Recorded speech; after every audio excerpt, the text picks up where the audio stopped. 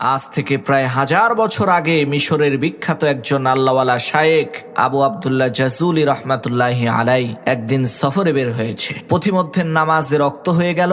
এখন ওযু করার জন্য তো পানির প্রয়োজন। পানি যদি না পাওয়া যায় তাহলে তায়াম্মুম করার বিধান আছে, কিন্তু প্রথমে পানি তো খুঁজতে হবে। তো আবু আব্দুল্লাহ জাজুলি রহমাতুল্লাহি আলাই তিনি পানি খুঁজতে আরম্ভ করলেন।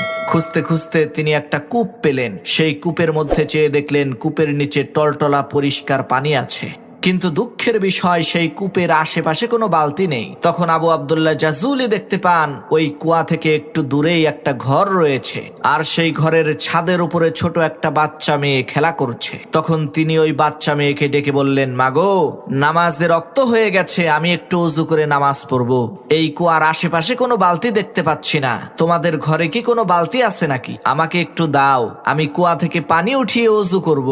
তখন সেই মেয়ে জিজ্ঞেস করলো, মানা আনতা আইয়ুহাল মুসাফির, হে পথিক, আপনি কে, আপনার পরিচয় কি? তখন তিনি পরিচয় দিয়ে বললেন, আমি হচ্ছি আবু আব্দুল্লাহ জাজুলি। মেয়েটি তখন বলল, হায় আফসোস, আপনি হচ্ছেন আরবের সবচাইতে নামকরা বিখ্যাত শায়েখ।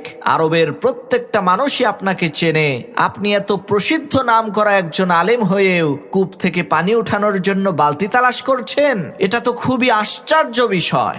মেয়েটির এই কথা শুনে আবু আব্দুল্লাহ জাজুলি খুবই অবাক হয়ে মেয়েটিকে বললেন, মা, বালতি ছাড়া কূপ থেকে পানি উঠাবো কি করে, তুমি বলো তো দেখি। এই কথা শুনে মেয়েটি ওই কূপের মধ্যে থুতু মেরে দিল, আর সাথে সাথে আল্লাহ তাআলার কুদরতে ওই কূপের পানি উতলে উপরের দিকে উঠা শুরু করে দিল।